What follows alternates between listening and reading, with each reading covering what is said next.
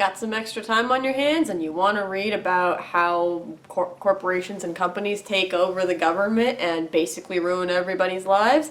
Sounds kind of familiar to what's going on right now, huh? Then I think we have just the book for you.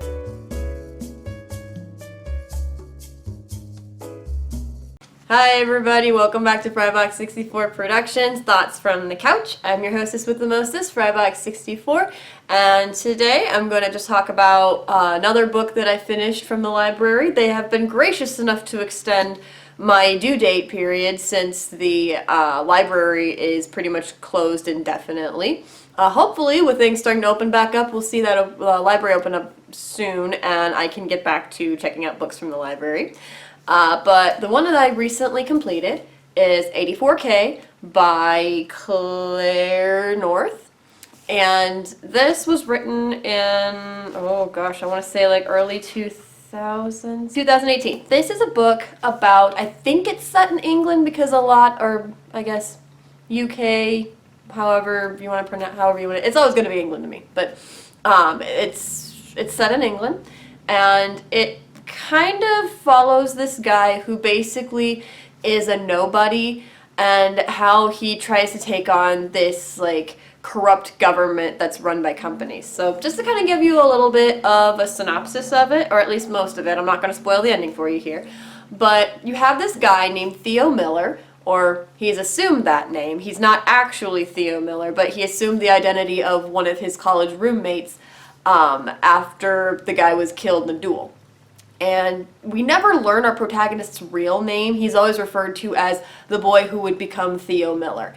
And we follow him as he like starts out in this really ramshackle town and goes to college and like progresses through his life. The thing in this universe, in the 84K universe as I'm calling it, this really big company referred to only as the company has a hold of a lot of different businesses and a lot of different companies, and things like hospitals, power plants, police stations, those are all owned by companies. Basically, this giant business stepped in and took away control of the government over the different places and over the different cities and was like, hey, we can run this a lot better than you guys can. So basically, companies own everything, and if you get convicted of a crime, you either have to pay a huge amount of money to make reparations for it, or you get sent to what's called the patty line. Originally it started out as being people who just made hamburger patties that were like frozen and shipped out to various places. But over time, the patty line kind of spread out to all the jobs that are, well, kind of necessary, but nobody wants to do. So, so things like cleaning up toxic waste, cleaning, garbage people, things like that, those would be worked by the patty line people. And so this is kind of where we start in with Theo Miller. He is an auditor, I guess is what his title is. He's the one who calculates how much each crime is worth, and in the case of murder, basically how much money a person's life is worth.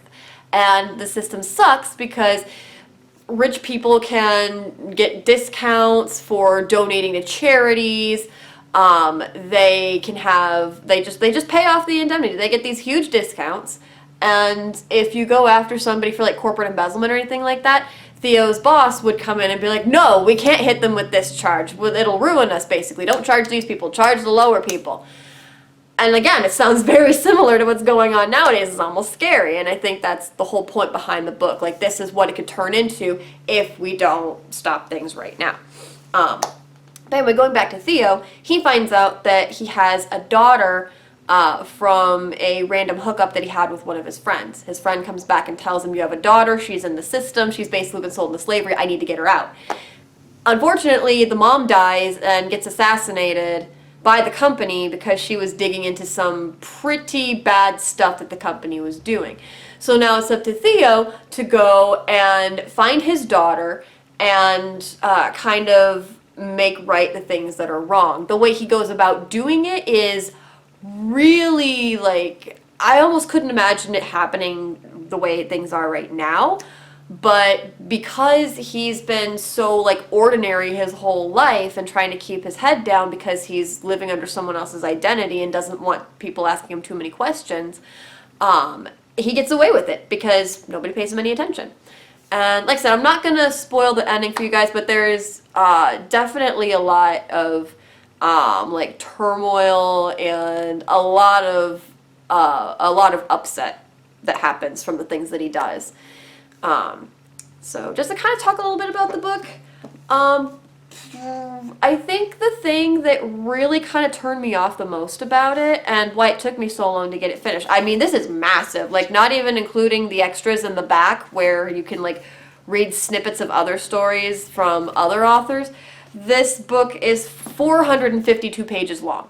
So when I was a kid, I could knock this out right away, but as an adult, I have not only work but other projects and house cleaning and things like that I gotta do, plus the YouTube channel. So reading sometimes is a little bit tough for me, but even with that, it took me so long to get through this book. And part of it was because the writing style just didn't jive with me very well. The way that this book is written, like the writing style, there are a lot of sentence fragments here. I'll read, let's see if I can find a good spot for you. I'll just read like a little bit.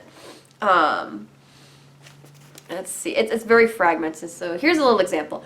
The woman didn't stir. Marta, it's Neela. Marta, are you hurt? The woman didn't raise her head and held the knife close. Theo peeked in behind Neela. Saw the old woman. Saw the blood. Looked away. And there are other parts where it's like, just dialogue. It's just like, well, you know, but this, oh, but this, but, and it sounds like they're just stuttering and not really getting anything meaningful out. Even the main character doesn't have a whole lot of meaningful dialogue until right up at the very end. And to me, that kind of turns me off a bit because I'm used to having, you know, proper grammar, proper sentences. If you have sentence fragments, it should probably be when a person is speaking because that's how people sometimes normally talk. Like, you don't say a proper full sentence every single time you say something. But it was just very hard for me to get through because it was just very jarring for me to read. And I even read a little bit to some guy named Joe, and he said it almost sounded like binary, like if someone was trying to like translate binary into words, into like an actual like spoken language. And that kind of is a good way to describe it. But that's the main thing that really turned me off about this. Otherwise, I would say it's, well, I mean, it's a little slow. The build-up is a little slow to start with. But once you get there, there is like a proper like climax and then a proper like coming down from the climax, the proper aftermath part. And it kind of leaves you on a bit of a cliffhanger. I don't know if there were any sequels done to 84K and if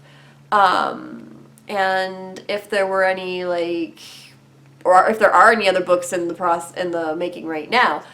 But I would say it's probably like on my grading scale, it probably landed about a 7.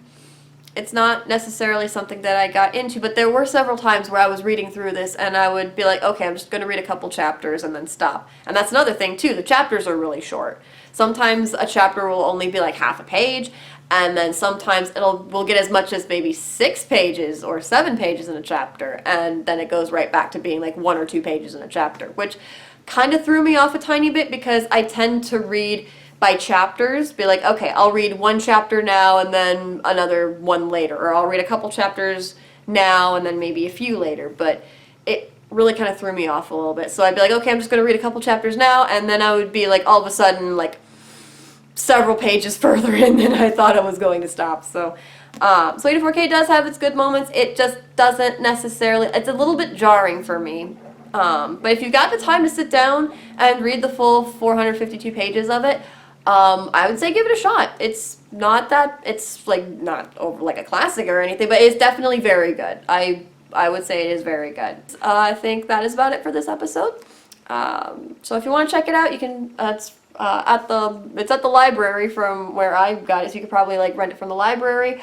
or I'm sure it's on Amazon. You can find literally almost anything on Amazon.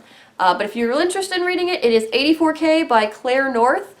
And you could probably find it. It's listed in sci-fi fantasy, so if you're looking for it in the library, it's probably in that section. But anyway, but thank you for joining and hanging in with me through this video. I'm trying to be a little better with my thoughts from the couch videos and just kind of put a little more effort into these things instead of just saying, hey, look at what I read, go read it. So thank you for hanging in there and watching this with me. If you like what you saw, go ahead and give us a like, leave a comment, hit subscribe. It isn't really necessary, like I always say, but again, it really helps me out and it makes me feel better for putting my effort into this stuff. So, but it really does help and make me feel better. So, yeah, and we will hopefully see you again with another Thoughts from the Couch with another book. I am currently hopping back and forth between 3 books that I currently own, so this is probably going to take a while. So, but everybody stay safe, have a good day, and we'll see you later. Bye-bye.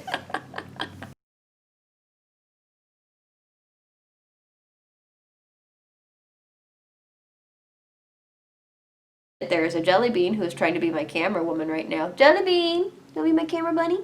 He's a baby. He's a good baby. He's a good baby. Come here. Want to say hi? Come here. Want to say hi? Oh, come here. Say hi, jelly bean. Hi, jelly bean. Good girl. Okay, back on track.